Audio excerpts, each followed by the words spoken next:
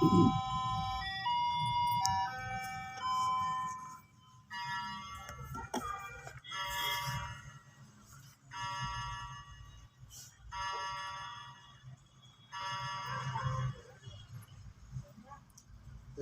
जी ने सोचा कि मेरे यहाँ आज सारा गांव उमड़ेगा, सो लाला का पलना यदि बाहर गाड़ी के नीचे रख लूँ तो घर में ठीक ठाक जगह बढ़ेगी। सभी गोपियाँ आने वाली थीं, सो स्थाना भाव के कारण यशोदा जी ने कन्हैया का पलना गाड़ी के नीचे रख दिया। उस गाड़ी में दही दूध आदि था। यशोदा एक एक करके सभी गोपियों का आदर करने लगी। गो बालकों को भी सुंदर कंठी देती थी, जिससे सभी माताएं प्रसन्न होती जाती थी।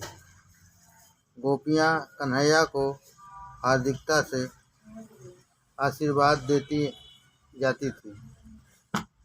बाल कृष्णलाल की जय। सभी आए हुए ब्रजवासियों का आदर सम्मान करती हुई यशोदा जी आनंद में लीन हो गई। इधर बाल कन्हैया की नींद उड़ गई। कहाँ है मेरी माता? वह उत्सव तो मेरा ही मना रही हैं, जबकि मुझे यहाँ आंगन में गाड़ी के नीचे रख छोड़ा है। उत्सव के दिन ही भगवान को भुला देना ठीक नहीं है। यशोदा जी ने उत्सव के दिन ही श्री कृष्ण को भुला दिया, सो विपत्ति आ गई। व्यवहार से छुटकारा नहीं मिल पाता, इसे तो निभाना पड़ेगा ही। जब तक कुछ न कुछ अपेक्षा है, व्यवहार भी चलता रहेगा। व्यवहार को छोड़ना तो है ही नहीं, और व्यवहार पालन कोई अपराध भी नहीं है, किंतु मात्र व्यवहार ही निभाए रखना, व्यवहार में बन जाना, व्यवहार में भगवान को भी भूल जाना अपराध ही है। धंधा व्यापार अपराध नहीं है, किंतु इसी में लीन होकर भगवान को भुला देना अपराध है। व्यापारी दुकान में भगवान की छवि की पूजा करता है, किंतु ग्राहक के साथ बातचीत के समय भगवान को भूल जाता है। वह ग्राहक को ईश्वर की उपस्थिति ही में ठगता है। वह ग्राहक को ईश्वर की उपस्थिति ही में ठगता है। वह ग्राहक को 5 रुपए की वस्तु 25 रुपए में बेचता है और फिर कहता है, तुम मेरे जाने पहचाने हो, सो मैं बिना नफा कमाए ही बेच रहा हूँ। लेने वाला सोचता है कि यह दुकानदार पहचाना हुआ है, सो मूल कीमत में ही माल दे रहा है। ग्राहक बेचारा क्या जाने कि असली भाव मूल कीमत का अर्थ व्यापारी तो दूसरा ही कर रहा है। दुकानदार का मतलब है, तुम पड़वानो अने हूँ तरवानो, अर्थात तुम गिरोगे और मैं तर जाऊंगा। हम सबका लक्ष्य है कृष्ण मिलन। इस लक्ष्य को हमेशा ध्यान में रखकर ही सारा व्यवहार निभाते चलो। ज्ञानी महात्मा भी व्यवहार तो करते ही हैं, किंतु ईश्वर को वे कभी नहीं भूलते। गोपियों को सम्मानित करने में यशोदा जी श्री कृष्ण को भूल गई। कई लोग ऐसे हैं जो उत्सव के समय ठाकुर जी ही को भूल जाते हैं। अरे ठाकुर जी के निमित्त ही तो उत्सव है, फिर उन्हें ही क्यों भूल जाते हो? व्यवहार का कारोबार करते करते भी ठाकुर जी को निहारना चाहिए। घर के काम काज करते समय भी दृष्टि ठाकुर जी से ही लगी रहनी चाहिए। जब कोई मेहमान हमारे घर पर आए तो उनको प्रसन्न करने के लिए हम उनसे बार बार बातचीत करते हैं। अन्य सभी काम काज करते समय भी हमारा ध्यान तो मेहमान से ही लगा रहता है। तब यह तो ठाकुर जी हैं, उनके आगमन पर हमारा मन और ध्यान उन्हीं के साथ ही लगा रहना चाहिए। प्रभु सेवा का कोई अंत ही नहीं है। देह विलय होने पर ही सेवा की समाप्ति होती है। सत्कर्म करने में तो हमेशा असंतुष्ट ही रहो। जीते जी सेवा की समाप्ति करने वाला व्यक्ति सच्चा वैष्णव नहीं है। गोपियों का सम्मान करने में यशोदा जी ने लाला को भुला दिया तो उसे बुरा लगा।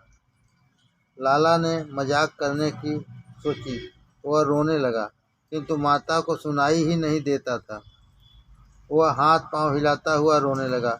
रोते रोते उसने देखा कि गाड़ी पर पूतना का भाई सक्टासुर आ बैठा है।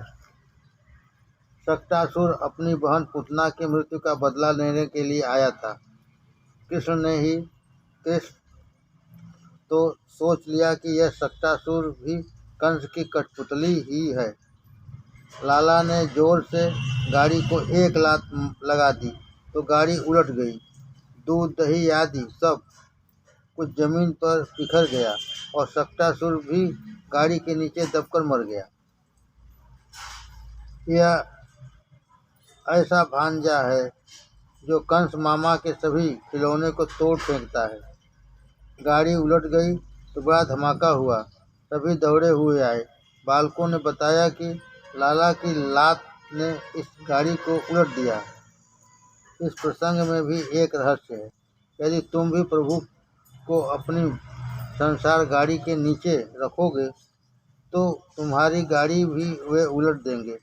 मुख्य वस्तु को गाड़ी के ऊपर रखो और गौड़ को गाड़ी के नीचे। जिसके जीवन में प्रभु का स्थान गौड़ है उसकी संसार गाड़ी उलट ही जाती है। गृहस्थ आश्रम भी एक गाड़ी है और पति पत्नी उसके पहिए। इस गाड़ी पर श्री कृष्ण को पधराओ। जीवन रथ के सारथी हैं श्री कृष्ण। इस जीवन रथ के अश्व हैं हमारी इंद्रियां। प्रभु से प्रार्थना करो, नाथ मैं आपकी शरण में आया हूँ। जिस प्रकार आपने अर्जुन के रथ का संचालन किया था उसी प्रकार आप मेरे जीवन रथ के सारथी बने और सन्मार्ग पर ले जाएं। जिसके शरीर रथ का संचालन प्रभु के हाथों में नहीं है उसका संचालन मन करता है और मन एक ऐसा सारथी है जो जीवन रथ को पतन के गर्त में गिरा देता है। यदि तुम्हारी गाड़ी परमात्मा के हाथ में नहीं है तो इंद्रियां रूपी अश्व उसे पतन में के गड्ढे में गिरा देंगे। अर्जुन की जीत इसी कारण से हुई थी कि उसने परमात्मा को सारथी पद दिया था, मन को नहीं। कुछ लोग मानते हैं कि आज छुट्टी है तो बस सारा दिन अच्छा अच्छा खाएंगे पिएंगे और सोए रहेंगे। वह तो कुंभकर्ण सी बातें हुई। ऐसा कभी मत न किया जाए। रविवार तो वीर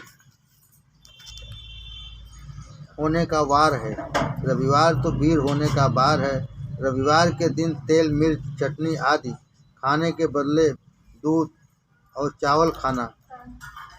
सारा सप्ताह बहुत कुछ खाया है तो छुट्टी के दिन तो सात्विक आहार ही किया जाए और दिन भर जप माला फिराई जाए। रविवार के दिन ब्रह्मचर्य का पालन करो।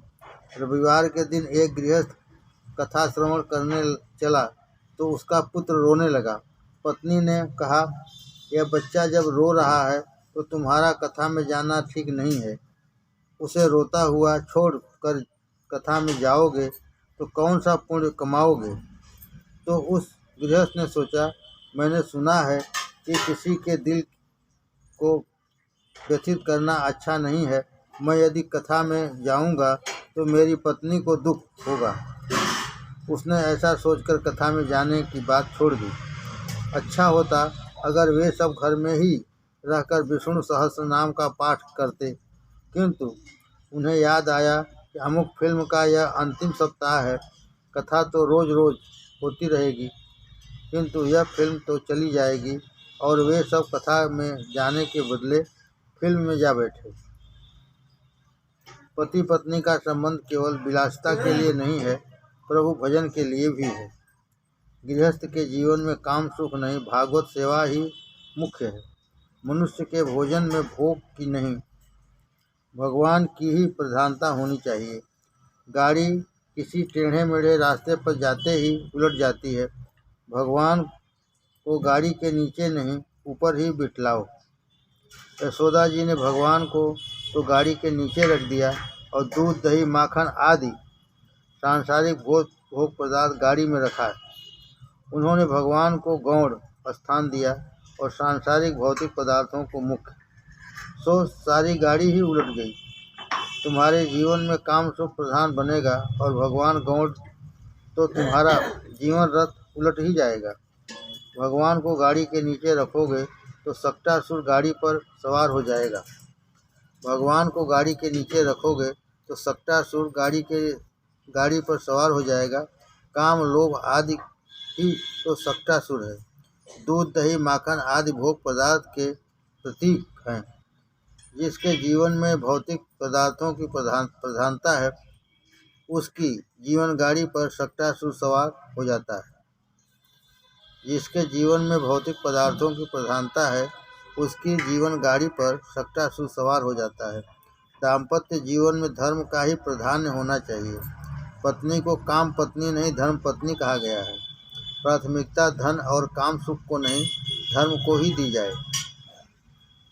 जब से हमने धन को ही सब कुछ मान लिया है, तब से जीवन में से शांति गायब हो गई है।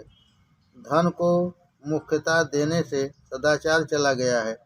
धन की अपेक्षा संयम और सदाचार ही अधिक सुखदायी है। मन यदि मर्यादा में बाधित होगा तो शांति आएगी। जीवन के 4 पुरुषार्थ बताए गए हैं, धर्म अर्थ काम और मोक्ष। इनमें क्रम में भी एक विशिष्ट तारतम्य है। धर्म और मोक्ष के बीच में अर्थ और काम की प्राप्ति धर्म और मोक्ष की सर्व मर्यादा में रहकर ही की जाए। अर्थ और काम गौण है, धर्म और मोक्ष प्रधान। यदि धर्म और मोक्ष गौण हो जाएंगे तो जीवन रथ अधोगति में के गर्त में धंस जाएगा। जीवन में लौकिक सुखों का प्राधान्य हो जाएगा तो सक्टासुर सवार हो जाएगा। एक संत के मतानुसार सक्टासुर वध की लीला के समय श्री कृष्ण की वय 108 दिनों की थी।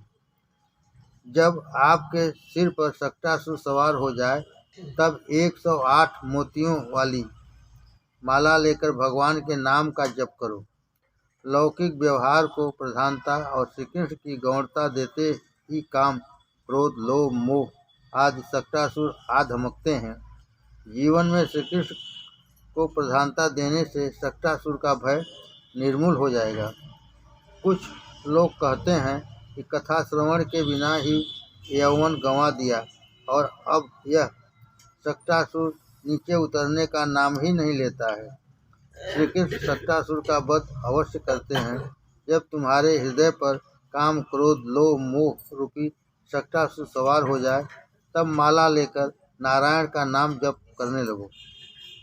जब तुम्हारे हृदय पर काम क्रोध लोभ मोह रूपी सक्टासुर सवार हो जाए, तब माला लेकर नारायण का नाम जप करने लगो। माला के साथ मैत्री होने पर सक्टासुर को निरुपद्रवी होना पड़ेगा। माला के साथ संबंध नहीं हो पाएगा तो सक्टासुर सवार हो जाएगा। काम क्रोध आदि का सामना करना है तो परमात्मा का आश्रय लेना होगा। अब आता है तृणावर्त वध का प्रसंग। किसी एक दिवस यशोदा जी श्री कृष्ण को अपनी गोद में बिठलाकर दुलरा रही थी। उस समय तृणावर्त को मारने के लिए भगवान ने अपना वजन बढ़ा दिया। यशोदा जी भार को न सह सकी तो कन्हैया को जमीन पर बिठला दिया और घर काम में जुट गई। तृणावर्त बवंडर का रूप लेकर आया और श्री कृष्ण का हरण करके आकाश में उड़ चला। भगवान ने अपना वजन बढ़ा दिया और उन्होंने तृणावर्त को पकड़ा। तृणावर्त के प्राण पखेरु उड़ गए। तृणावर्त जीवम आवर्ति स तृणावर्त। रजोगुण का चक्कर ही तृणावर्त है। काम और क्रोध है रजोगुण के पुत्र। रजोगुण का चक्कर ही तृणावर्त है। काम और क्रोध है रजोगुण के पुत्र। रजोगुण मन में आया नहीं कि मन चंचल हो जाता है। तृणावर्त रूपी आंधी मन में आते ही वह चंचल हो जाता है। बुद्धि जब ईश्वर से विमुख हो जाती है तब तृणावर्त रजोगुण मन में घुस जाता है और उसे चंचल बना देता है। यशोदा की आंखों में धूल जा घुसी। जब सांसारिक सौंदर्य को निहारने में सुख मिलने लगे तब मान लेना चाहिए कि आंखों में तृणावर्त आ बैठा है और फिर भगवान दर्शन नहीं देते। कन्हैया धीरे धीरे बड़ा होने लगा। घुटनों के बल चलता हुआ वह गौशाला में भी पहुंच जाता था। सभी गायें भी उसे पहचानती थीं। कई महान ऋषि भी गायों का अवतार लेकर गोकुल में आ बसे थे। एक छोटा सा बछड़ा था, वह भी छोटा था और कन्हैया भी छोटा ही था। कृष्ण उसे अपना दोस्त मानते थे। वह बछड़ा अम्मा अम्मा करता था तो लाला बोलता था मैया मैया। कन्हैया उस बछड़े से अलग होता ही नहीं था। गाय भी आनंदावेश में बछड़े को भूलकर कन्हैया को चाटने लगती थी। यशोदा को विश्वास होने लगा कि गायों की सेवा की, जिसके फलस्वरूप उनके आशीष से हमें पुत्र मिला है। जो गायों की सेवा करेगा, कन्हैया तो उन गायों को और बछड़ों के साथ ही खेलता रहता था। वह गायों की पूंछ पकड़कर खड़ा होने की कोशिश करने लगा। माता कहती थी, अरे कान्हा, बड़ा शरारती है तू, ये गायें तो तुझे मारेंगी। कन्हैया का एक और नाम कायम हो गया, वत्स कुक्षा बलम। एक बार यशोदा जी लाला को स्तनपान करा रही थी। उनका सुंदर मुख निहार रही थी। माता को प्रेम देखकर कन्हैया जोरों से दूध पीने लगा। बालक यदि दूध बहुत पी जाए तो माता को चिंता होने लगती है कि कहीं बीमार न हो जाए अपना लाडला।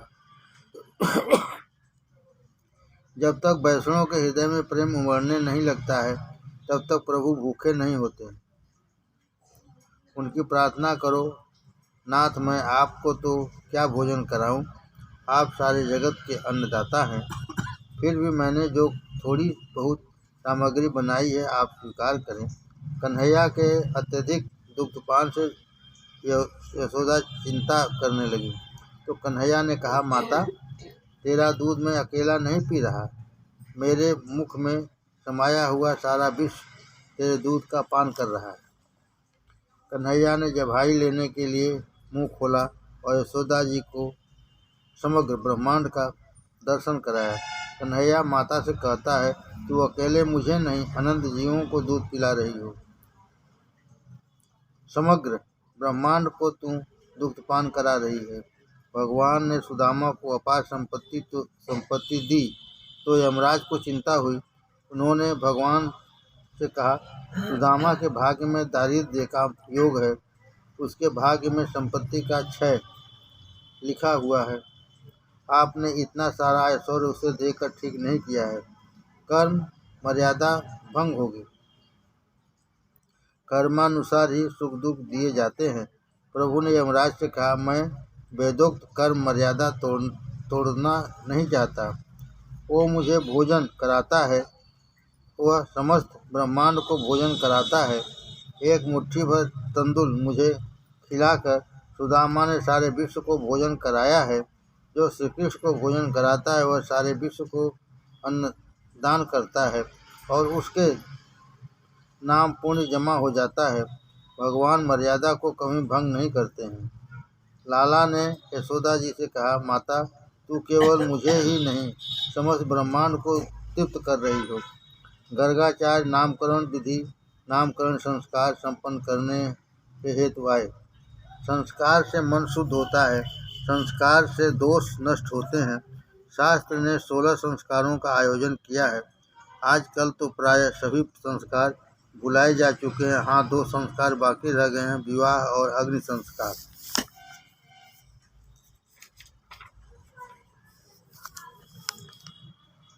बालक का जन्म होने पर जात कर्म संस्कार किया जाता है, किंतु अब तो बालक को जन्म प्रसूति गृह में होता है, तो जात कर्म विधि तो कैसे हो पाएगी।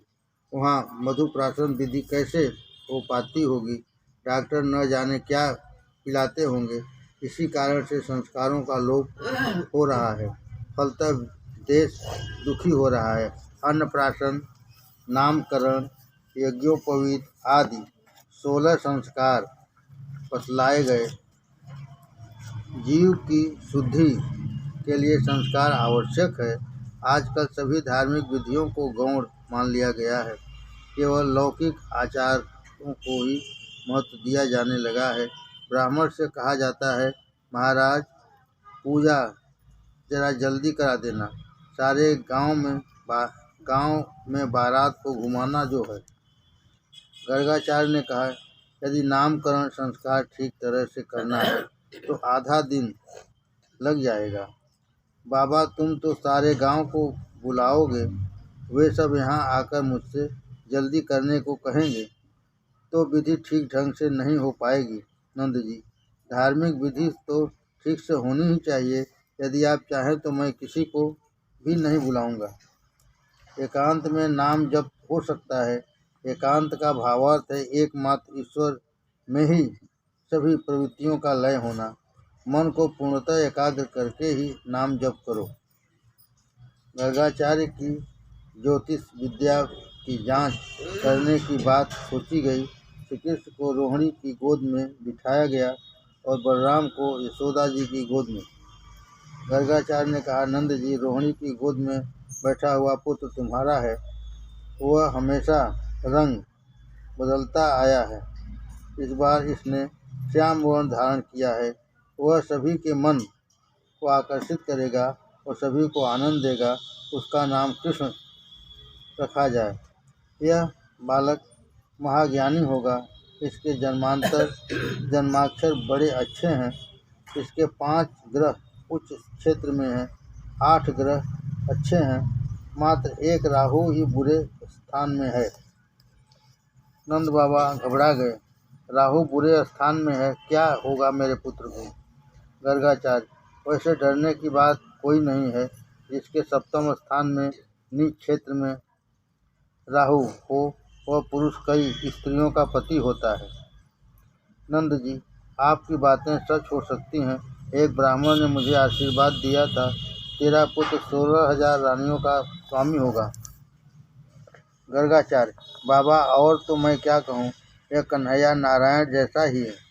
नारायण मेरे इष्टदेव हैं। प्रेम के कारण पक्षपात हो जाने का डर रहता है। किसी समय 4 व्यक्ति भोजन कर रहे थे। किसी स्त्री ने पूछा, इसमें से दामाद कौन सा होगा? एक ने कहा, जो शर्मिला है वही दामाद हो सकता है। तो दूसरी ने कहा, वह जो अकड़ कर बैठा है वही दामाद होगा। तीसरी ने कहा, जब सास जी परोसने आएंगी तब मालूम हो जाएगा। सास जी जब भी परोसने आई तो उन तीनों व्यक्तियों में से एक को अधिक ही परोसा, वह दामाद जो था। सनातन गोस्वामी कहते हैं कि नारायण के समान श्री कृष्ण हैं। ऐसा कहने पर जो नारायण श्रेष्ठ माने जाएंगे, तो ऐसा कहना चाहिए कि नारायण के समान श्री कृष्ण नहीं, श्री कृष्ण के समान नारायण हैं। वृंदावन के साधु कहते हैं, नारायण के समान नहीं, किंतु नारायण श्री कृष्ण जैसे हैं। नारायण के समान कृष्ण हैं। इसका अर्थ होगा नारायण वरिष्ठ हैं, श्री कृष्ण के समान नारायण हैं। ऐसा कहने से नारायण नहीं, श्री कृष्ण वरिष्ठ हो जाएंगे। वैसे तो श्री कृष्ण और नारायण में कोई अंतर है ही नहीं। ये सब बातें तो मधुर आग्रह मात्र हैं। नारायण में 60 और मुरली मनोहर श्री कृष्ण में 64 गुण बताए गए हैं। नारायण में 60 और मुरली मनोहर श्री कृष्ण में 64 गुण बताए गए हैं। अर्थात नारायण की अपेक्षा श्री कृष्ण में 4 गुण अधिक हैं। वे गुण इस प्रकार हैं, रूप माधुरी, लीला माधुरी, वेग माधुरी, प्रिया माधुरी। श्री कृष्ण के ये 4 गुण नारायण में नहीं हैं। नारायण के 4 हाथ होने के कारण वे कुछ कुरूप से लगते हैं। अतः 2 हाथों वाले श्री कृष्ण श्रेष्ठ हैं। वैकुंठवासी नारायण राजा की भांति अकड़ कर खड़े रहते हैं। वैकुंठवासी नारायण राजा की भांति अकड़ कर खड़े रहते हैं, तो वे कुछ अभिमानी से लगते हैं। वे हमारे साथ बोलते भी नहीं हैं। कन्हैया में कोई अकड़ नहीं है, वह हम सबके साथ बोलता खेलता घूमता है, अतः हमारा कन्हैया ही श्रेष्ठ है। अतिशय आतुरता होने पर परमात्मा दौड़ते हुए आते हैं। गोकुल में एक नववधू आई थी जो कन्हैया के दर्शन पाने के लिए बड़ी आतुर थी, किंतु उसकी सास उसे वहां जाने ही नहीं देती थी। आज जब वह जल भरने गई तो रास्ते में श्री कृष्ण का ही चिंतन कर रही थी। बाकी जुल्फों वाला मनमोहन, मस्तक पर मोर पंख, होठों पर बांसुरी, कानों में मकराकृत कुंडल और कटी पर पीताम्बर धारण किए हुए था। वह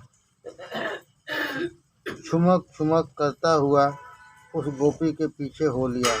बाल कन्हैया ने पीछे से गोपी का आंचल पकड़ लिया। गोपी ने देखा कि कन्हैया उसका आंचल पकड़े हुए खड़ा है। 3 बरस के उस कन्हैया को गोपी ने प्यार से अपनी छाती से लगा लिया। लाला ने भी उस गोपी को अपनी छोटी छोटी बाहों से भर लिया और कहने लगा, तू कितनी सुंदर है, लगता है मैं ही तेरा स्वामी हूँ।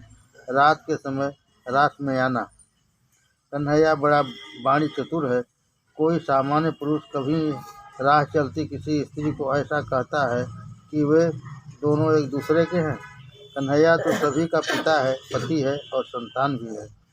जरा सोचो तो, ऐसा कोई और देव है भी जो यह राह चलती हुई किसी नारी के गले में अपनी बाहें का हार पहना सके।